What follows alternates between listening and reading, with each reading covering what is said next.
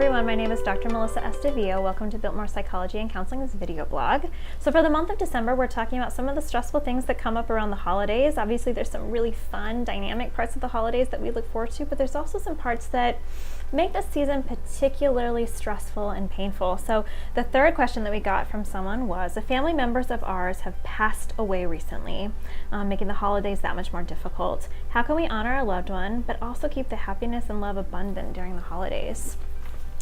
So holidays and grief are tricky. I think what's so hard is we can often feel this kind of push-pull between, if I am happy and joyous, somehow that like dishonors my loved one that's gone. Somehow we're moving on without that person and somehow losing touch with their memory. And for me, I think that's such an important thing to challenge, that that's not the case. Is that so often, obviously our loved one couldn't respond or say, but so often they would want for the family to have moments of positivity and to think that their passing or that loss would somehow, forever change in a negative way. Holiday season honestly would be so heartbreaking for that person. So I think that it's important to be able to challenge some of those concerns that we initially have about that. And I think it's actually cool to develop some traditions around honoring that person. Grief in our culture is not well received and talked about, so it feels like anything that we do is somehow weird, and honestly, I think that's really dumb.